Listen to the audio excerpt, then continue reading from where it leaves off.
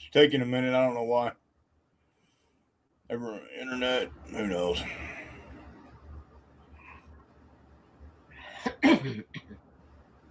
Yeah, I'll go ahead and do the. It's still not going live yet. Huh? Oh, come on, come on, come on.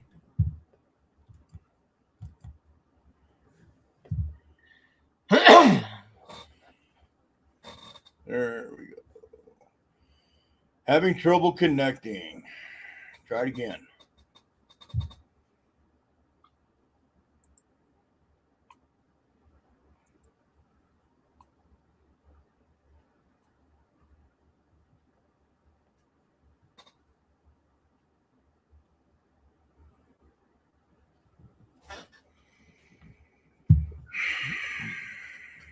And we are live.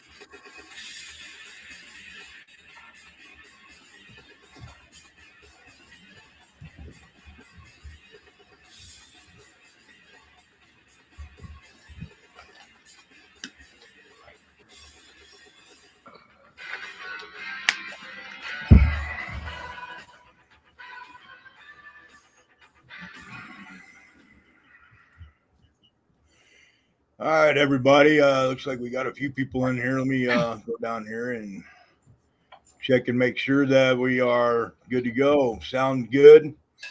Video's good. Everything's good. And we are live, guys. Welcome to TCG Global Security Consulting and American Legionnaire, service provided by us.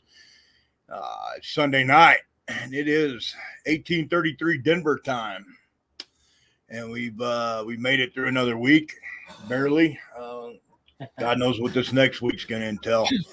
We're going to start the show tonight by covering the basics. Those in YouTube, like, subscribe, and do all that, yada, yada, yada. We have a Patreon that you can join for $5 a month if you want to go over there and check out the latest and greatest of the stuff that the media doesn't want you to know about. We also have a PayPal account for those that want to donate to the work that we're doing and keep us going and help us keep the lights on. We actually got a decent donation today that's going to go towards this and open a few more access points for us. We're excited about that. Hopefully I'll have all that running and up and going by Tuesday night SITREP. We'll be here Tuesday night, Thursday night, 18:30 to 19:30. Roughly between those hours, you'll get a notification. And if you don't have a notification, email us, tcgnevadaus@gmail.com. I believe that's on the screen. Maybe, maybe not. No, I got it covered up, and I will take care of that. And we also have a PayPal for those that want to support us and donate directly rather going through YouTube or any of the other options out there. YouTube has not kicked us off yet, but when they do, or possibly before they do, I'd like to think we're going to beat them to it. We're going to go to live Rumble, and we're going to be only at Rumble. We're going to help support Dan Bongino and all those guys by using their service, and I think we'll do a lot better by reaching the people that still love America. So you got me and Intrepid. I'm Abraham, your host tonight for the Sunday night show. I believe that Intrepid's put together a pretty awesome program. Wants to discuss with all you guys, and towards the end of the show, I'll do a real quick boom, boom, boom on the SITREP, and we'll go from there. Intrepid, it's all yours, brother. Oh boy, what a setup! Well, here we are, October 2nd, and as Abraham said, I don't know how we managed to get through this week. We're going a heck in a handbasket on schedule. Every day I look at what's happening worldwide, and I just Well, anymore, I just laugh at it. That's all you could do. You just wonder what is happening with the minds of most people on this planet right now. I don't know. You know, people who know me know that I'm a science fiction junkie. I love everything science fiction. And I remember watching a movie several years ago. It was an offshoot of a series called Firefly. And this movie was entitled Serenity. I love it. But there was a statement in Serenity that I still remember. They say in this futuristic government that they're not trying to tell you what to think. They're just trying to teach you how to think. And I think that's so true in what's happening today, this whole illusion of power. And by that, I mean, how do we solve problems? How are we designed to solve problems? And I think it really comes down to two different schools. You have the power people and you have the intellect people. And what do I mean by that? If you look at how government is solving problems, how corporations are solving problems, it's all based on their use of power, not on their use of actually thinking through and trying to solve the problem. It's power, it's force, it's coercion, it's compliance, it's guns, it's badges, stamps, it's law, it's all this. They have everybody afraid. And on the other hand, you have the group of people who solve problems by thinking, by rational thought, by compassion, by educating, by learning. And I've discovered in my life that those two groups of people can't understand each other at all. You might as well be talking to somebody from a different planet. If your way of solving problems is using power and you're talking to somebody who solves problems actually using their mind, oh my God, you're speaking two different languages. And I've noticed that schism has gotten much wider in the last several years. So when I come back again to the movie Serenity, we're not trying to teach you what to think, but how. It seems that everything that the government and education is trying to get people to, the way they're trying to organize your brains and get you to think is by use of power. If we only make another rule, if we only have another law, if you only give us more money, if you acquiesce to the experts, the science is settled. If you just sit back and be quiet, surf, because you don't know enough about what you're talking about to actually come up with a solution. And nothing can be more untrue. Government has never solved any problem. Government's the cause of all the problems. Power has never solved the problem. Power is the cause of all these problems. But mass media, the government, television programs are all trying to rewire your brain such that the only way you can think is by exercising some sense of power, some group that you're with, some, whether you're BLM or whether you're MAGA. They're, in one sense, two sides of the same coin. Now, obviously, I'm not a BLM follower. I think their solutions are ridiculous, but they're trying to solve their problems not by actually thinking through a reasonable solution, but by the exercise of power. I had a friend of mine, now deceased. He was a Vietnam helicopter pilot up in Fairbanks, Doug Buchanan. Abraham may remember him, I don't know. But he wrote this thing a long time ago. He said, consider the following. Think. To think. The mind's process of asking and answering questions, identifying, resolving contradictions. Compare that definition with the nebulous and useless dictionary definition of the word think. Therefore, understand why Americans continue to ponder, reflect upon, calling upon, judging, evaluating, analyzing, remembering, being certain, inventing, believing, forming opinions, devising, conceiving, considering, viewing, reviewing, inferring, anticipating, advising, weighing, simulating, intending, challenging, envisioning, imagining, fancying, speculating, deliberating, and doing everything except answering and asking questions that identify and resolve contradictions to therefore solve problems. People don't know how to think anymore because they were not taught the process or even the useful definition. The government people, their think tanks, their experts, school teachers, professors, and the legions of these non self questioning, unthinking, woke citizen organization leaders they produced cannot and will not ever solve human caused problems that result from ignorance. And that's unfortunately where we are at. We don't think. And I break it up into not only the two groups, the power people and the intellect, the thinking people. And I'm not saying that, intellect are guys walking around with 250 IQs. God, that's certainly not me. But just you're willing to think out of the box, to ask questions. That's frowned upon now. Nobody asks questions. As an example, I love it. I have so many friends that, oh God, they hate Donald Trump because he did all these bad things. And I would ask, well, just name one. Well, it's what the news said. No. I'm asking you, just anything. Just throw me a bone here. One thing. They can't. All they do is regurgitate what other people are telling them. They're not thinking. They're not using their brains. And it's where we're at today. It's causing the problems we have today. I call this the power myth. Myth not in the sense of something that's false or imaginary, but just how you define who you are. So the power myth asserts mutual dependence and a need for cultural control. The power myth relies on perpetuating corporate culture. The power myth maintains being against religion and assimilation. The power myth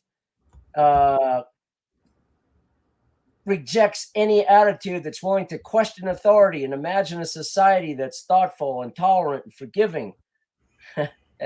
It's just ridiculous. It's absolutely ridiculous, but that's where we're at.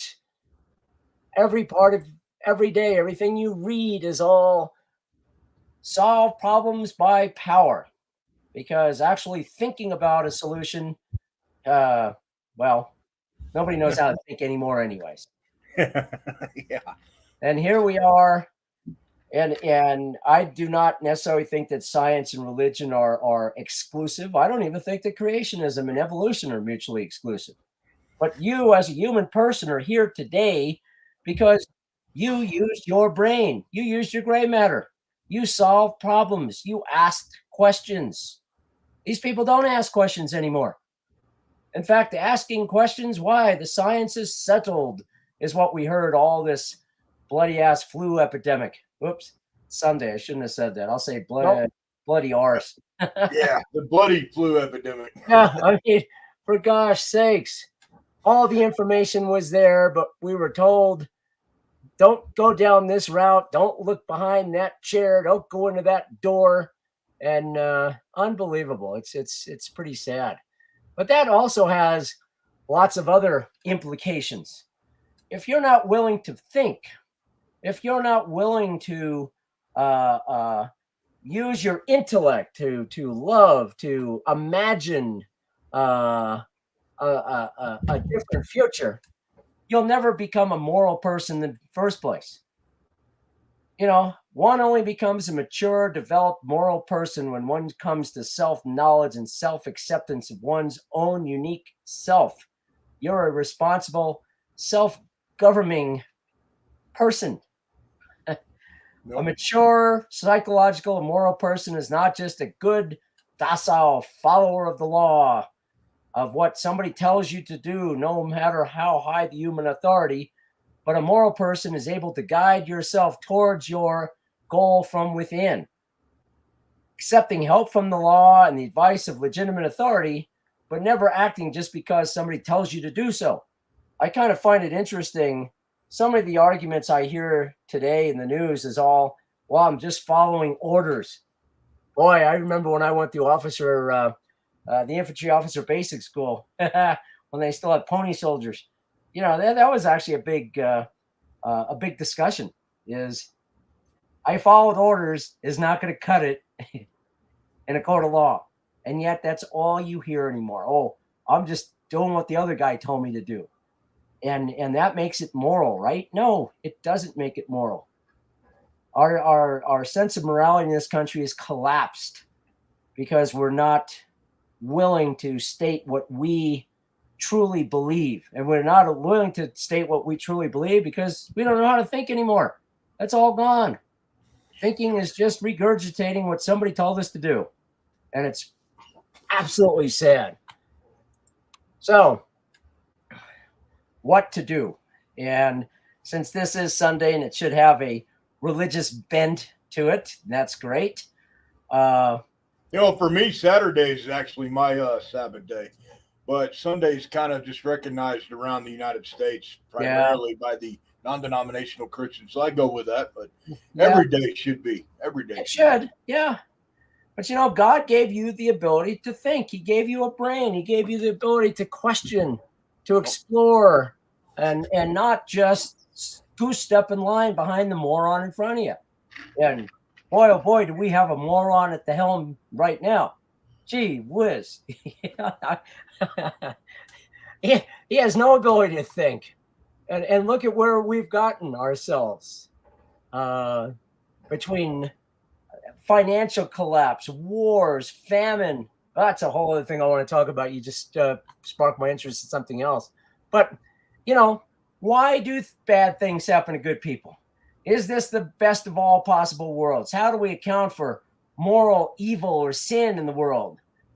And again, the power myth would argue that evil was due to some plan, that you need to surrender your individuality to representatives of the state who then can defend you against the perils of hell and damnation, who could save you. Be afraid. Reason, the other way that we solve problems, would argue that your success, happiness, and progress are a process that you control. Sure, sometimes you might be unlucky, but, determination, get yourself up, knock the dirt off your pants, and keep on going will always generate a positive result. Yep. And that's what we were designed to do. That's in our DNA. So anyways, I was actually thinking about Matthew 5-7, the Sermon on the Mount, where Jesus taught you what's important. Love your God, love your neighbor like you love yourself. Boy, that's a pretty unambiguous, easy to understand statement. He didn't need think tanks and experts and, pay money for all these studies. And oftentimes the best solution is the absolute simplest solution.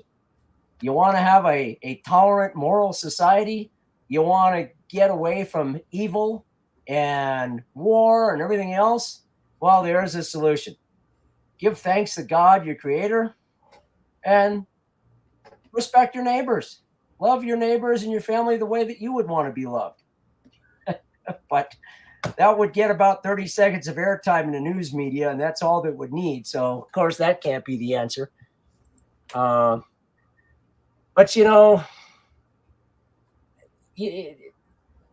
I'm not making a statement for any specific religion, but I'm saying that the Sermon on the Mount is an amazingly insightful passage, grounded in the idea that all being is good, hence valuable, hence beautiful. It's the idea of being a valuable and beautiful is shared by every spiritual and religious group in the world. Every being, insofar as it is active, is one, is intelligible and good.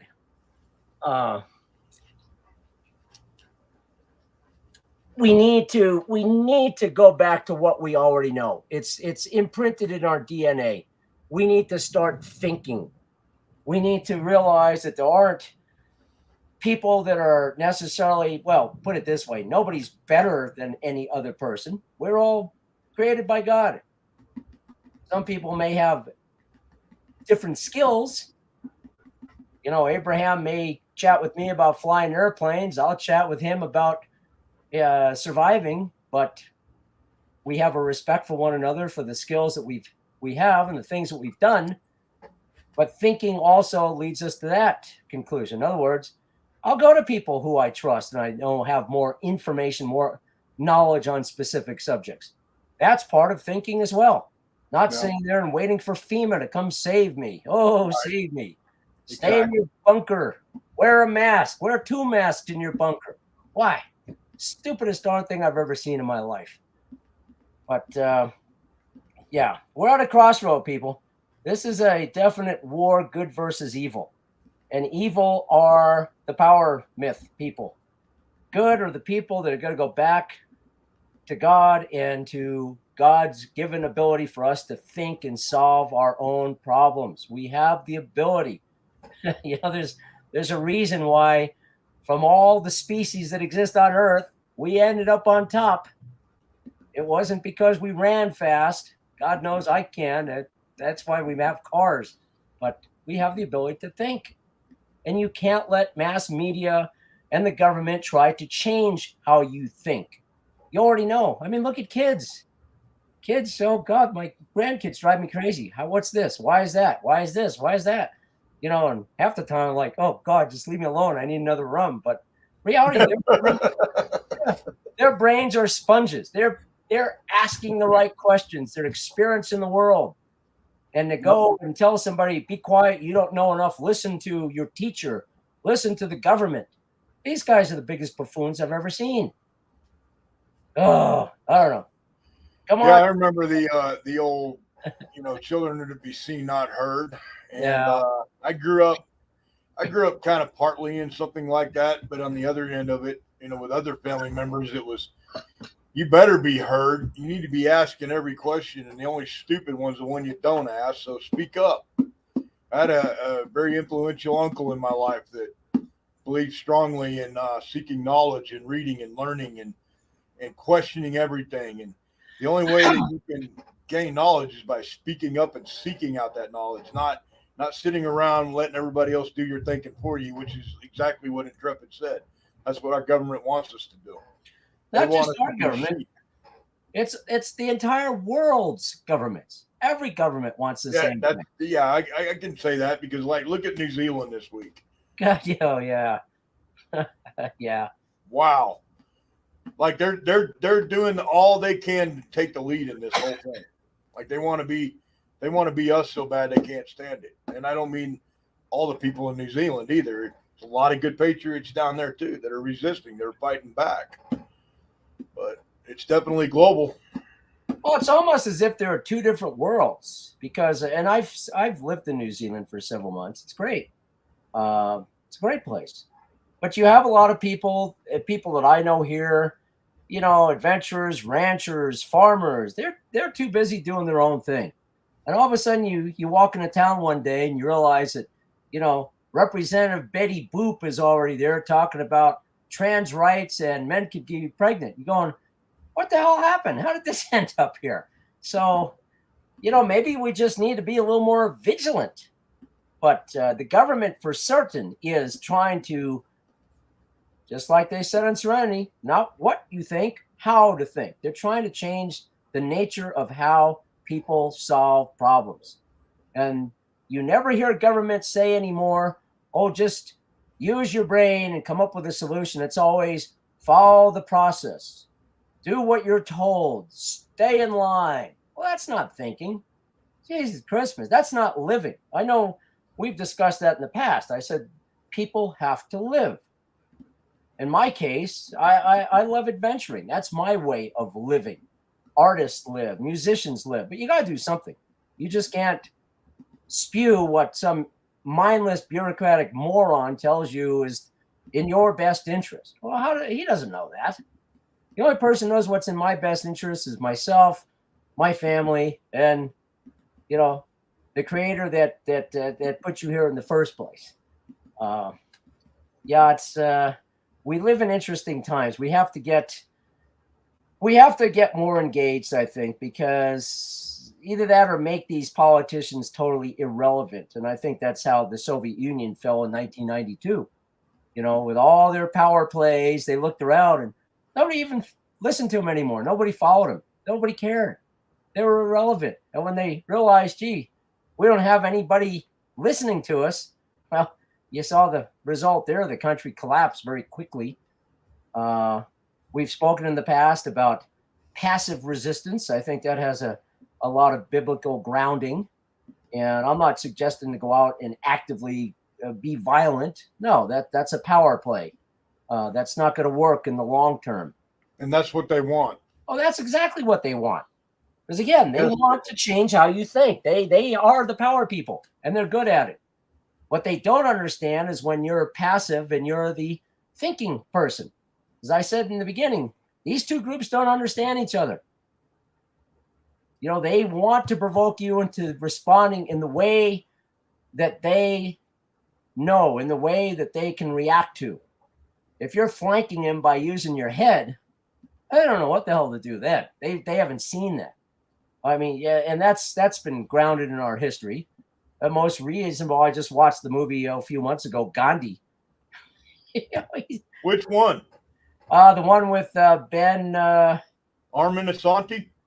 No. There was earlier than that. Oh God, he was Captain Batar, Luke on Star Trek.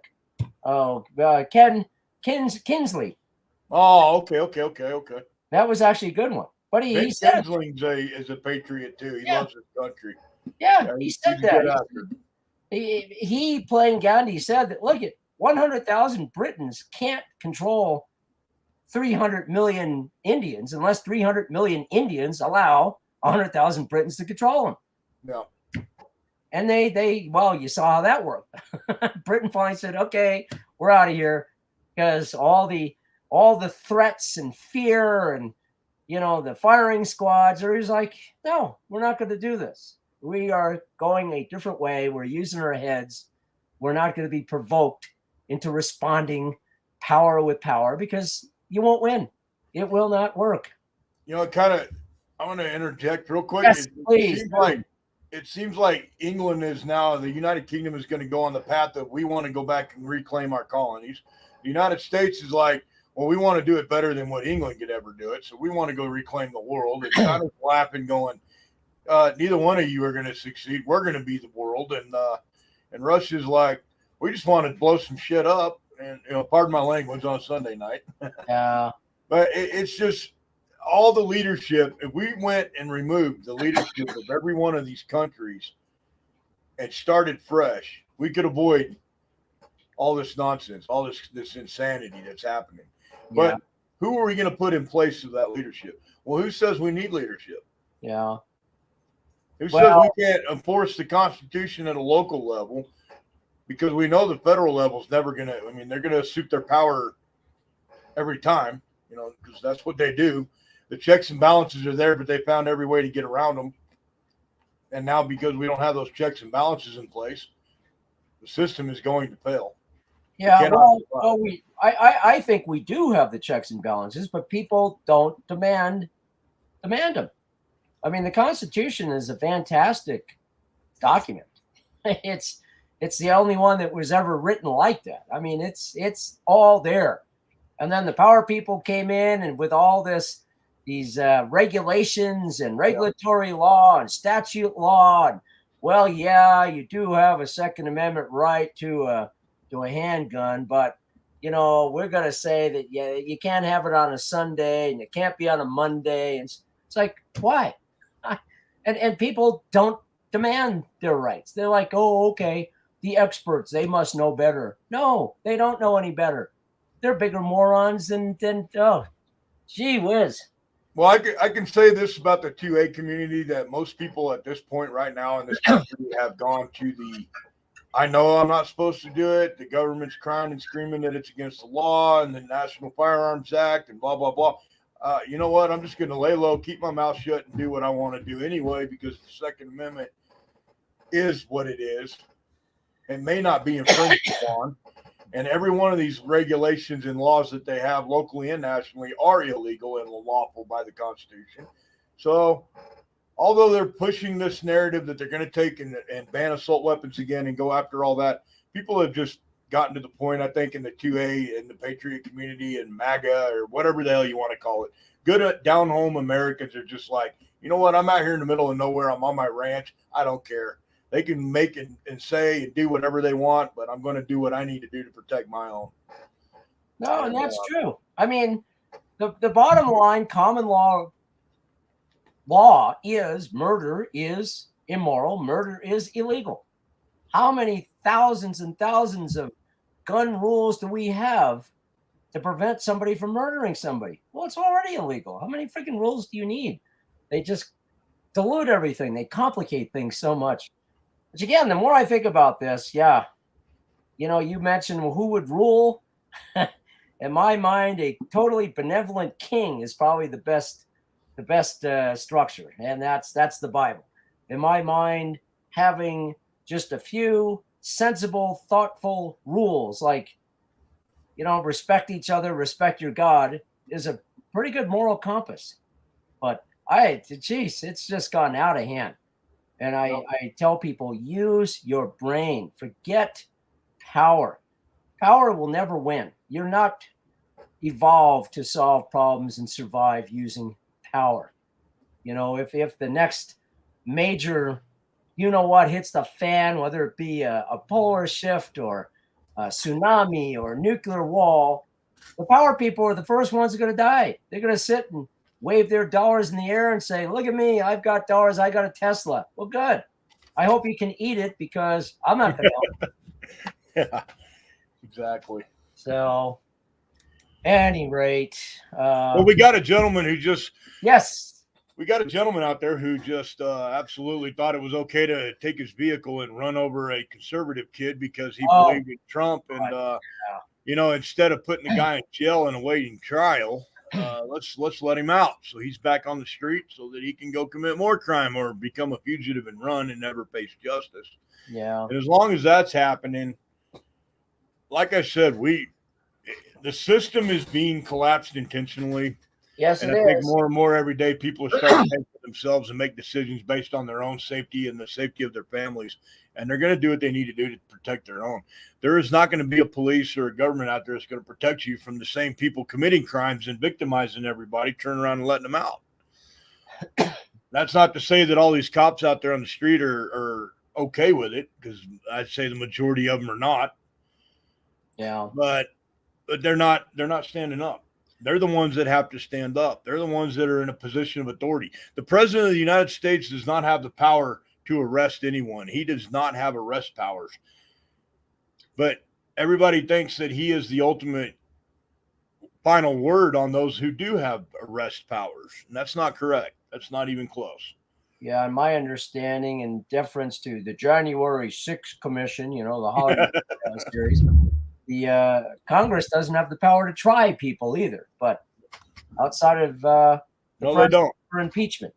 So, I mean, the information is there. All you got to do is read it and use your head and go, and ask questions.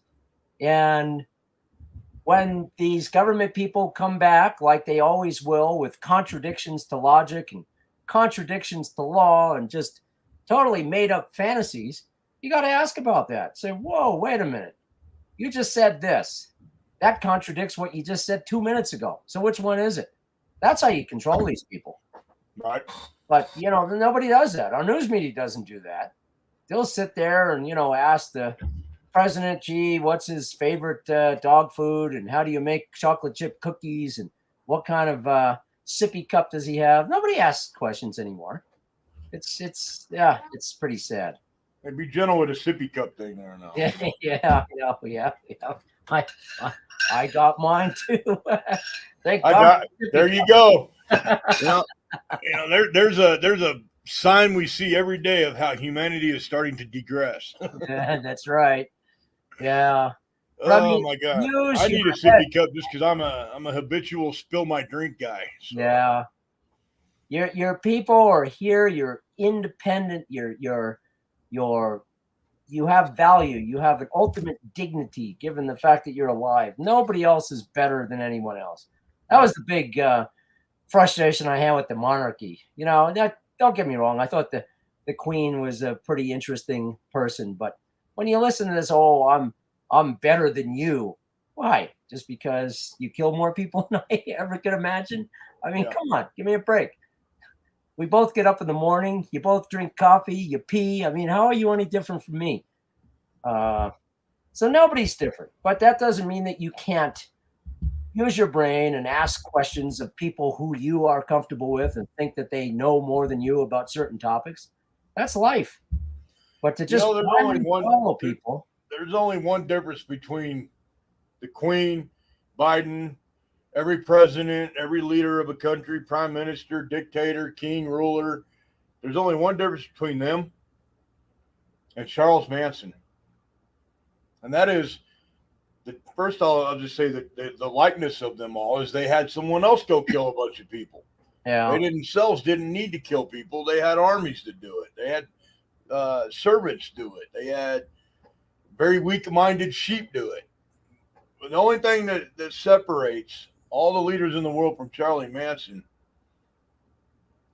is that Charlie Manson went to his grave with no regrets, and every one of these leaders are already living their regrets as they're still alive now. They hate themselves. They hate the power they have because it's not enough. They hate the idea that they have to run around and pretend like they're Christian or believe in Christianity, and they push that when they're on TV, but behind our backs, they go and they commit moral sin every day, just like the rest of us, but, to the extent that it's a lot more extreme than what we do. You can't believe in God and you can't have God in your life if you're sitting there ordering the deaths of your fellow humans. Yeah. Where you don't need, where there's other options. And I don't mean in a time of war. In a time of war, you order your generals to go take out the enemy. That's different. That is completely different than, let's say, allowing Hillary Clinton and her tribe run around and kill a bunch of people and off a bunch of people that are supposed to show up to court and testify. There's an example. The Queen of England. She never ordered anybody to die, but she is I guess she'd be the advisor to the prime minister to those who do make those decisions. And over the decades, they've killed a lot of people. Yeah. There's a lot of killing going on in Africa and the Middle East and Asia over pipelines and over, well, we need the land to do this, and you have to give up your land, and if you won't, we'll just, we'll erase you off the face of the earth. It's because they think they're doing it for the better good of humanity in general, and they're not.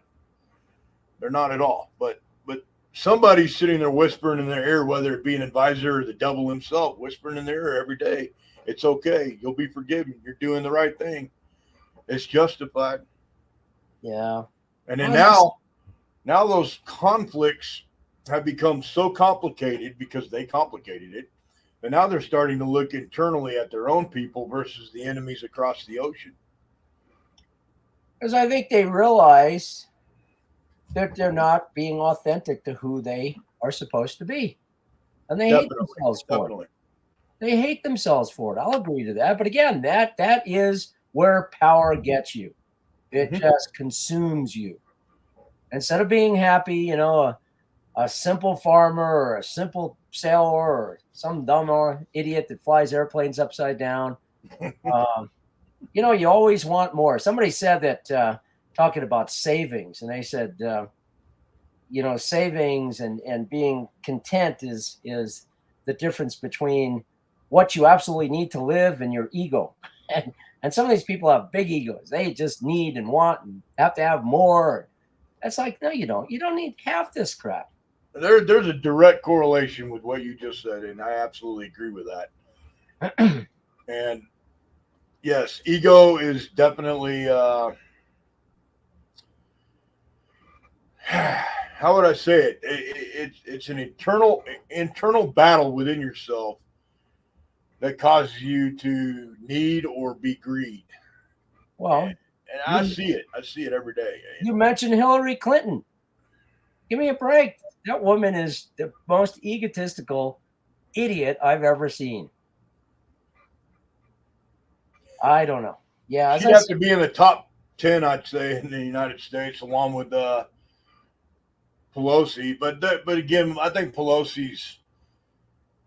she's a very weak human being. Hillary is not. Hillary is not weak. Hillary Clinton is not weak. But like you said, ego. But she's dangerous. Yeah. Pelosi's not dangerous. Pelosi is just she's a fool trying to appear as if she's an intelligent human being. She's not. Yeah. She knows that. And we all know that. Biden doesn't count because, I mean, the guy can't even go to the bathroom and wipe his own behind. So, Yeah. but there are other players, and somebody brought up, George Soros and Klaus Schwab and these others, and the power they have over everybody. And somebody mentioned to me the other day, matter of fact, he's in here with us tonight, and he mentioned that those guys have somebody telling them what to do. They're not in charge of anything. Somebody is actually ultimately up and over them as well, whether it be the Rockefellers or whoever. Everybody answers to somebody. But if there is a symbol in our culture, in our world right now about ego and excess and power, it's money. And that's the one thing that everybody's taught that you have to go for. Money is the new god. Bankers are the new prophets. A banker is speaking. Oh, we better listen. Why? It is just totally corrupted the entire world. People need to realize that and say, what do I actually need? And, probably a lot less than what you think. But anyways, again, seeing as though this is Sunday, Sermon on the Mount, Matthew 5-11, I think it is, and pretty simple. Love your God, love each other like you would want to be loved, and pretty simple moral compass and guide to success. All this other stuff is just an illusion of power, totally meaningless. At the end of the day, these people, when they die, are not going to be able to take all this crap with them. And they'll probably be on the highway to hell, given the way they're going. I just hope they end up in Valhalla myself, but who knows? We'll see where we end up. I have a quick question for you, Intrepid. Yes, sir. Since it just kind of got brought to my attention here a little bit. Where are we here? This is going to be a map of the NASA Airborne Science Program. There's a DC-8, which is a NASA aircraft that just flew into Washington, D.C. So that's the Atlantic. And where it was is Cabo Verde, the islands off of the coast of Africa, Senegal exactly, right across. I know that you were up pretty close to that area. I think you were a little further south at the time, but yeah, I crossed. I went to the border, just whatever the northern border is in Namibia, and crossed over. But that's certainly, all the hurricanes come pretty much off those islands. That's where they take off of, and they just shoot straight to the west. So maybe they're doing some kind of weather study. I don't know. Anyway, a lot of, and that's something I'm going to add here to the data book. But I've seen a lot of NASA in Africa lately. It was brought to my attention tonight that one of my buddies who just retired out of being a contractor, not necessarily by choice, but I'm glad he's away from that world, because now he can go focus on himself and his happiness and his life and take care of the people he cares about, instead of literally being dedicated to the job, which I did the job that he did. And you literally, that is your entire life. You don't have any time working for the outfit that we worked for to have a life, or to think about, or to take care of other things in the world. There is no such thing as a day off, so to speak. You're going to go out there and you're going to be at the beck and call of the United States military 24/7.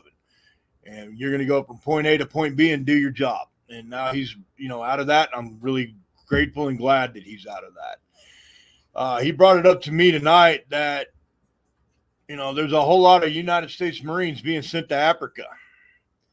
They're sending everybody they can over there. I know that they're sending a lot to the Pacific Asiatic, and they're sending a lot of the United States Army over there to Europe. And the comment is that the Marines are not going to stand against the American people and work for a disloyal, dishonorable, unlawful government. And that's why they're pushing everybody out. But I'm just going to add this. It popped up. It was brought up in an email, and questions were asked. And what's this airplane doing? Because the N817NA, I guess, is not one of NASA's weather aircraft. It's more one of their it's more of a one of their transports, so to speak, one thing that they move things with and take like equipment around the world and go do the things they do scientifically. So I'm just wondering what, of all the places it would go, why would it go to Washington, D.C.? It could have went to Alexandria. It could have went to Norfolk, Houston, Miami, Tampa, San Diego, or L.A. It could have gone anywhere, but it went right to Washington, D.C. So Yeah. it wouldn't put it past I wouldn't put it past them to be using, NASA aircraft or CIA operations. But ever since this pipeline thing happened, everything is suspect, and everything should be, especially when it comes to agency assets trying to hide their footprint. So yeah. Well, anyway, yeah. I'll let you. That just popped up on my radar here, so I'll let you continue. No, I can't. It's Alzheimer's. I can't remember what else I was going to talk about, but slightly different gear. Yeah, things are looking bad. And again, we talked quite a bit in the past about what to do to survive, and I think a lot of it is just do what you think you need to do to make you feel comfortable. Certainly, food, water, shelter. We've talked about more survivable areas in the country to live in. If you want to maintain wealth, that's where gold or silver would come in. But I think you could survive pretty well with just the basics and a like-minded community that you feel comfortable with. And then you probably don't need to go out and sell the cow to buy a gold bar. And every time you go into a store, get another can of something or another gallon of water. It's not that expensive. You want to eat the fruit of the tree. It takes 5 years. Well, you better start planting it sooner than later. So don't wait till the last minute because, I think this stuff is just going to implode. And it's all by design. It's all by design. It's a big chess game. And they're counting on you being predictable so they could play the game. The time that you decide not to follow them, to use your own thought process, go back to a moral compass that involved God and treating other people the way that you want to be treated. They don't have the power at that point because they don't know what the heck's going on. And that's just going to throw these power people into disarray, which, again, comes to that passive resistance that I've spoken about. I love it. These bureaucrats all need to be taken down a few notches. They think way too highly of themselves. Anyways, that's it. As I come up with more ideas, I'll throw them out. But, geez, 45 minutes, the longest I've ever talked. No, that was awesome, man. That was very insightful, and but for me, it just brings more questions, which is okay by me because that's what you're supposed to do. Question everything. Yeah, that just helps you, start thinking for yourself, start doing your own thinking. But something that was mentioned during that is, people have to start looking out for their neighbor and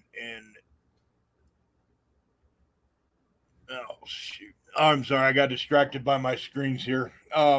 People have to look out for their neighbors.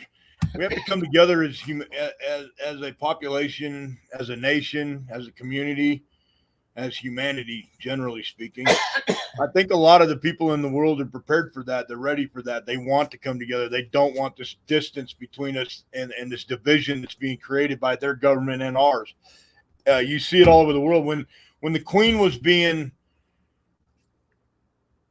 her eulogy, her funeral was occurring, and our wondrous potato was in his armored escort on his way to the castle to attend the funeral of the Queen. It was F. Joe Biden the entire way by the citizens of England who lined the streets to pay respects to their Queen.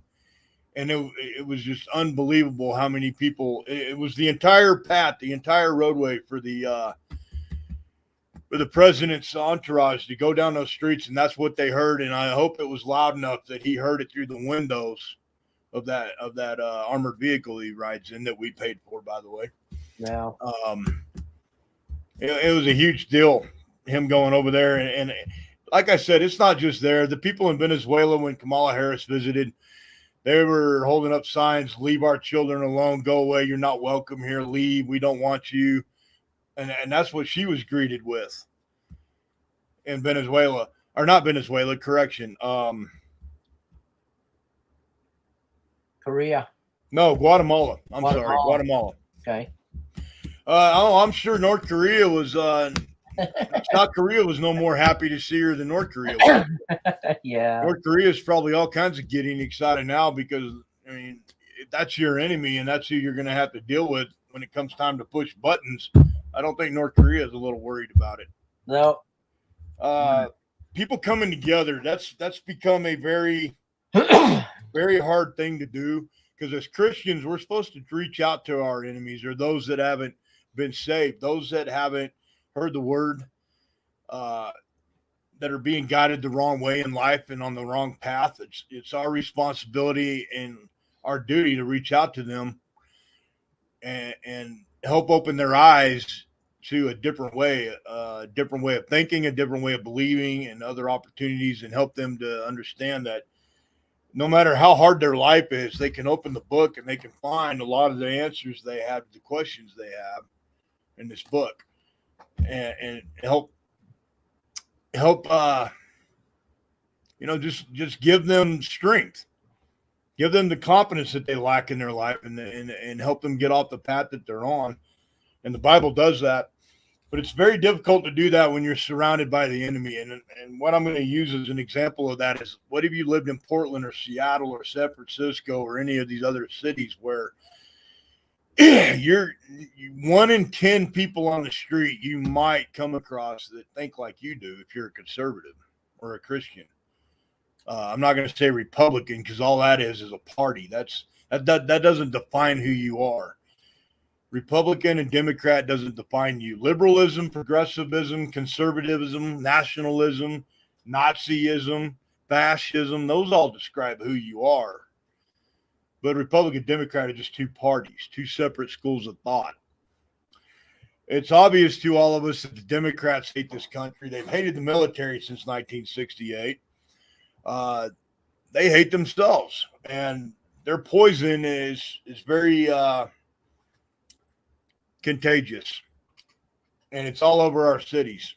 And if you go through our cities and you happen to live there or travel to those places, which I don't advise anyone to do, you're going to be surrounded by this type of people ready to cancel you at a thought, ready to cancel you because you don't know how to properly address them, even though you've never met them before. You know nothing about this person, but yet now you're going to be canceled or threatened or maybe even attacked violently because you didn't address them properly, because you should know how to address people. No. So when I say, we got to reach out to those people too, I mean that. We got to try to reach out to that other side and try to help open their eyes and pull their head out of their rectum. Yeah. Just get them to start. I got to keep it clean because it's Sunday. Yep. Just get them to start thinking. But boy, oh boy, it's hard. It's, some people just don't have the capacity to think. I know they don't. They really don't. You talk about some of these leftists and wokeists, and I oftentimes think, wow, I have a steak and I have my dog, and here's a woke guy starving. Yeah, my dog's going to get a pretty nice steak. I mean, I'm going to have a lot of explaining to do at the pearly gates, but I'm trying. I'm trying. I remember what I was going to mention too. I just find it kind of interesting. You obviously weren't born yet in the 1970s, but when you think about the 1970s, what are some of the things you think about? Well, let's see. There were wars, there were famines, there was political unrest, there was the sexual revolution, there was women's rights, there were voting irregularities. And what else happened in the 1970s? Nixon they had a peanut farmer in charge of the they had high inflation, correct? But even earlier than that was the big transition from a gold-backed dollar to a new dollar, the petrodollar.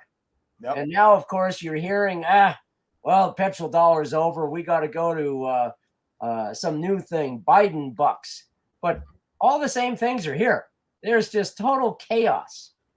And someday somebody's going to come and say, okay, we could we could take care of a lot of this chaos if you just think this way. Give in all your money, give up all your choices, and we'll give you a credit card. And as long as you say 3 Hail Marys to the Holy Biden every day, we'll allow you to buy food. And that's where we're heading. Again, it's all control. It's all immediate compliance to authority. It's all power.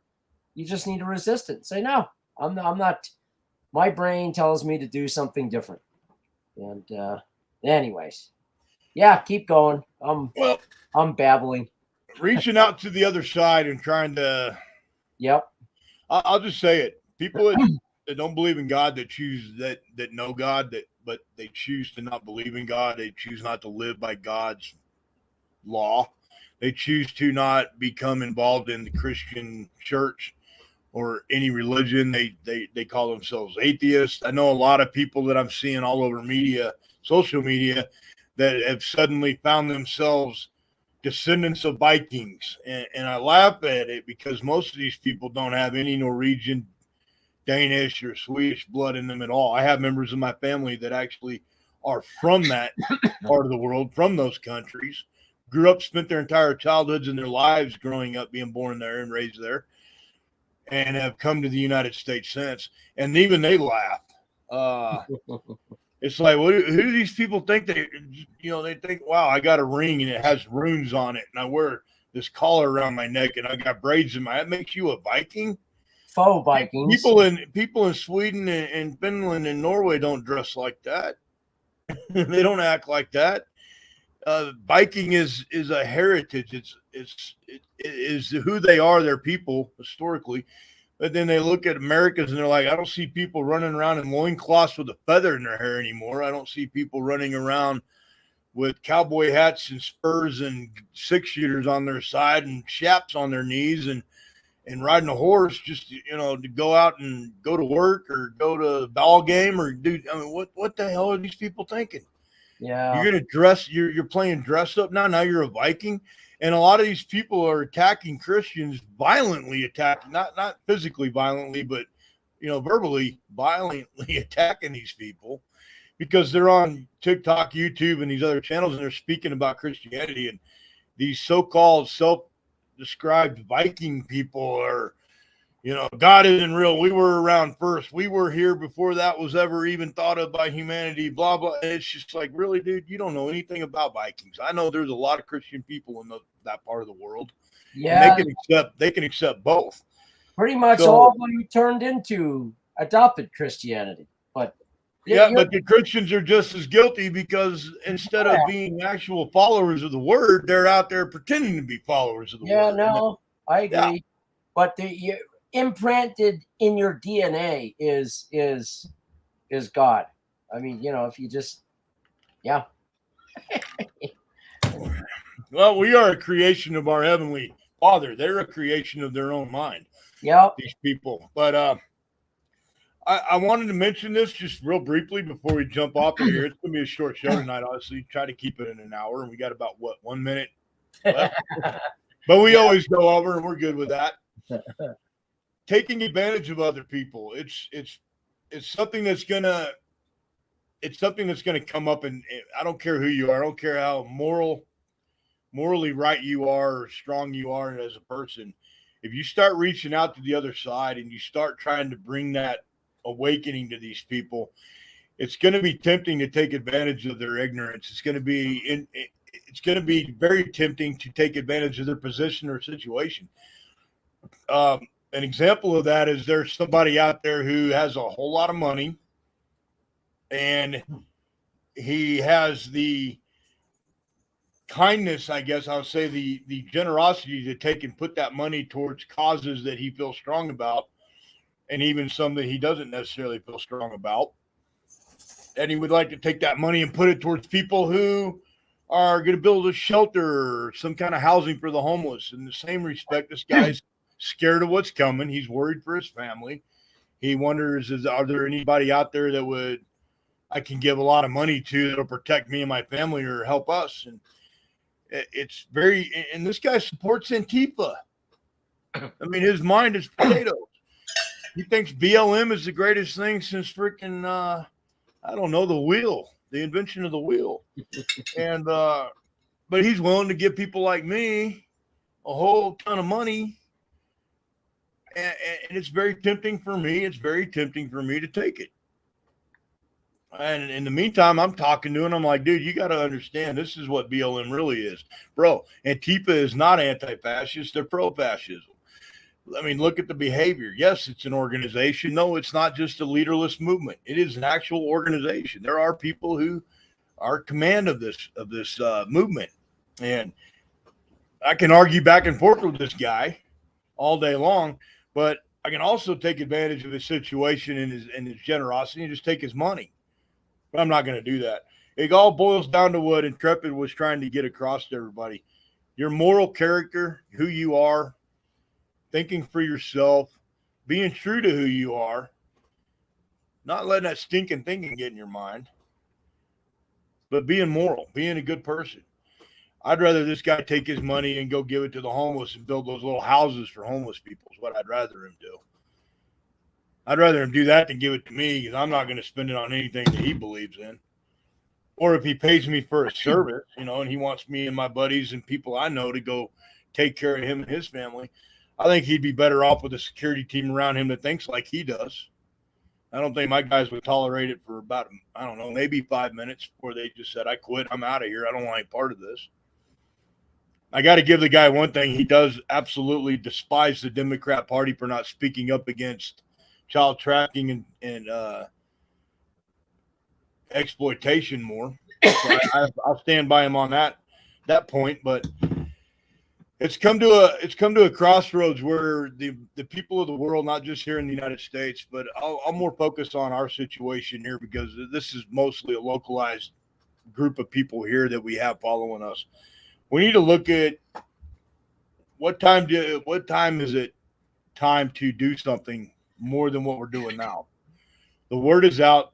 The awareness is out there. There's a lot of people putting it all over social media, awareness on this child trafficking stuff. But at what point do we finally stand up and actually take a physical stance on protecting our children? And I don't mean just protecting our children from would-be child traffickers that are going down the border and getting paid a bunch of money to bring kids illegally into this country.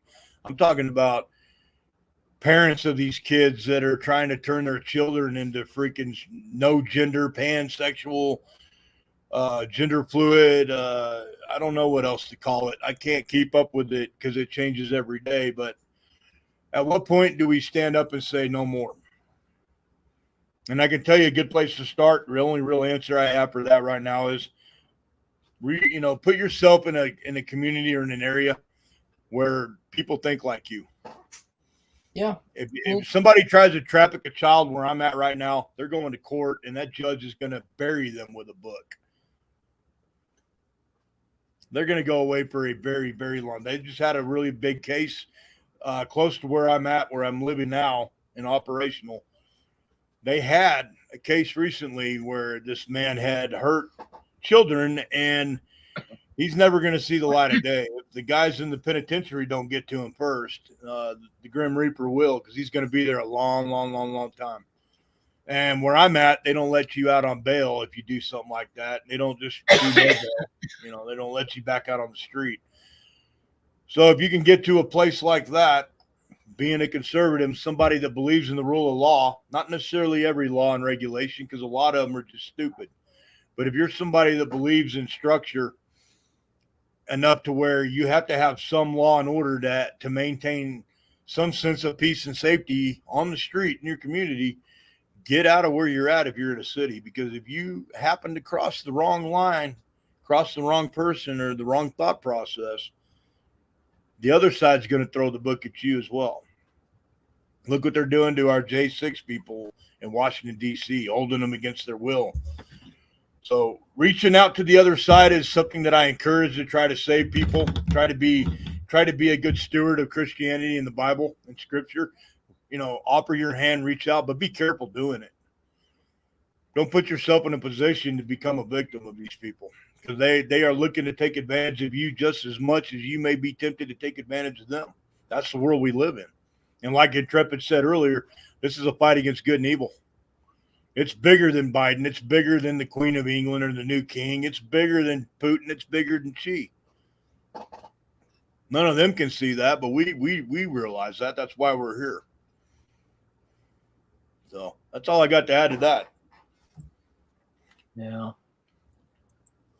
Well, I think you did an awesome presentation with that, brother. It gave me a lot more questions and things to think about. Well, I got one more little thing to say, and then I'm done for the night too. But it's interesting because, we think the epitome of where we're at right now is rationalism and rational thought, and that same rationalism that creates humanity's sweetest dreams also defends many of its worst nightmares.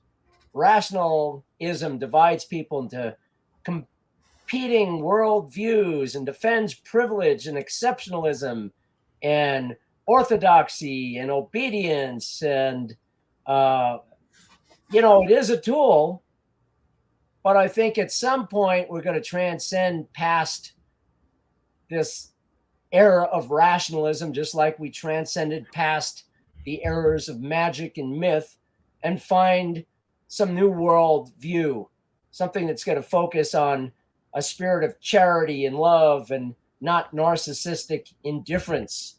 And I think only at that point we'll be truly free. But that's going to start with using your brain, thinking for yourself.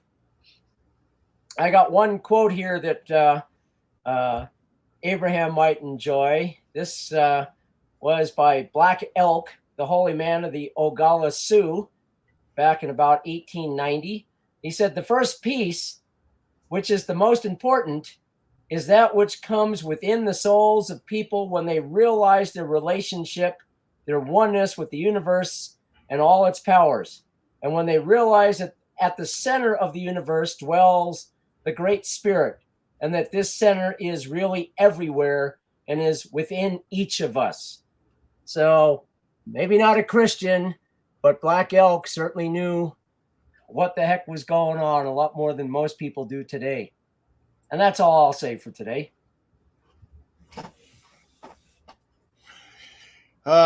Somebody to read about if you guys are interested. I don't have a book per se to suggest to anybody before we close out tonight, but Tecumseh.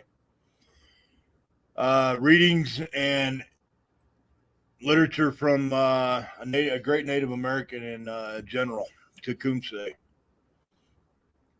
Look that up. That's something will definitely expand your thought processes when looking at everything going on in the world right now, and kind of maybe even how that'll affect you. What we're looking at on the map here right now, guys, is all the crap flying around outer space around our planet. A lot of the debris from the Russian and the Chinese being reckless with blowing up their satellites, testing their new weapons. That was kind of interesting. And also off the coast of Africa, there's some kind of signal out here that's coming off of God knows what. Not really able to pinpoint it.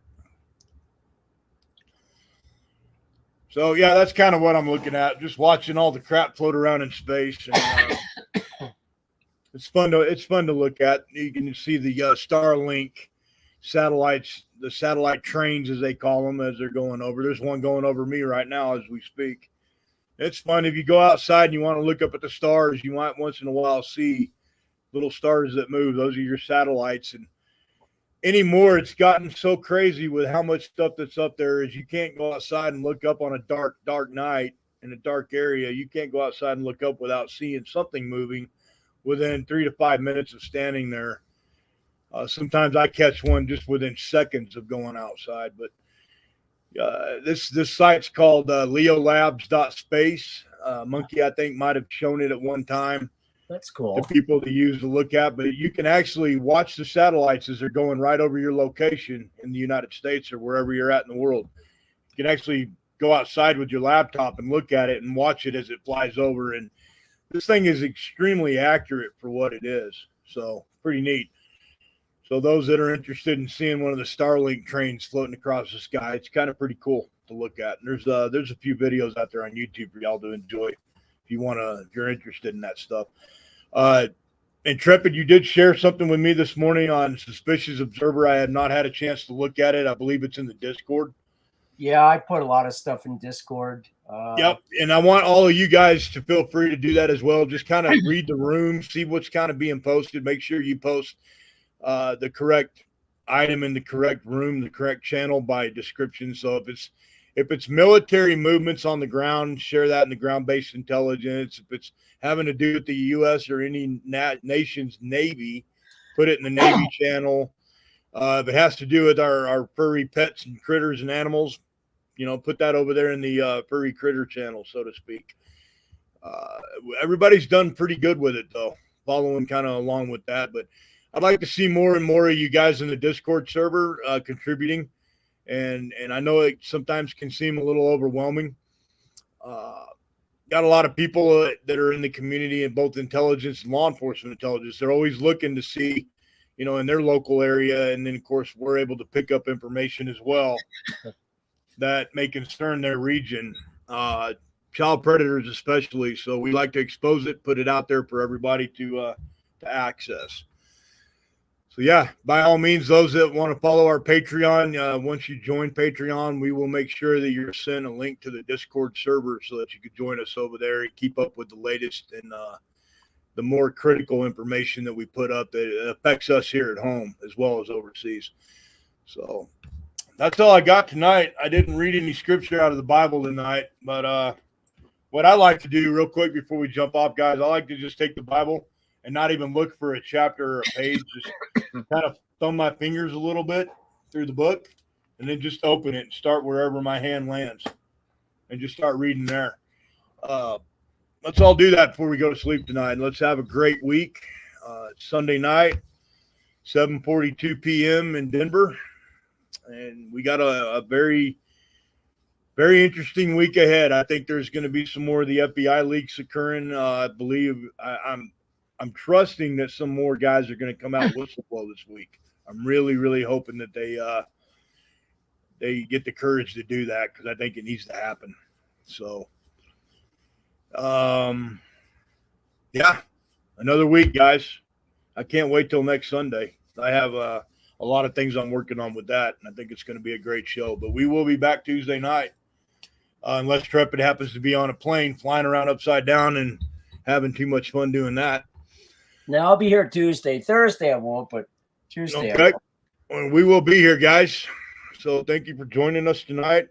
I want everybody to be safe. And those of you who are here that want to contact me after the show privately, by all means, give me a call. You guys have the number. Thank you again. And I guess we'll call it, brother. Sounds good. Everybody we need an outro for this, don't we? We need like a little music playing. I'm gonna put you in charge of that.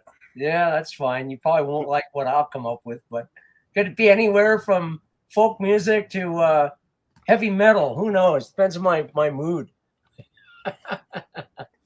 I'll like anything. Well, then YouTube won't like it, but I'll like it. For you, we'll get rap for you then. That sounds good. No. Now I have been listening to a little rap lately, just because there's Tom McDonald, guys. Tom McDonald and the Hangover Gang. Yeah. If you don't know who they are, go listen to it. This kid's a patriot. He's a Canadian-born national that came down here to the United States, and he became an American. And the guy is throwing out he's spitting enough information out there against big pharma and government that, he even wrote a song about how it wouldn't surprise him any if they tried to come and kill him. So I hope not. Oh, I hope not too. He's a hell of a damn good, talented music artist, and he knows how to play guitar like no other. So he's not just a rapper, but yeah, he's talented. And I don't like rap. I can't stand rap music, but this kid's got some talent. So I'll give respect where respect is due. So, all right, guys, I'm gonna leave y'all with that. We'll chat Tuesday. Yes, sir. Everybody have a safe week. We're out. All righty. Bye.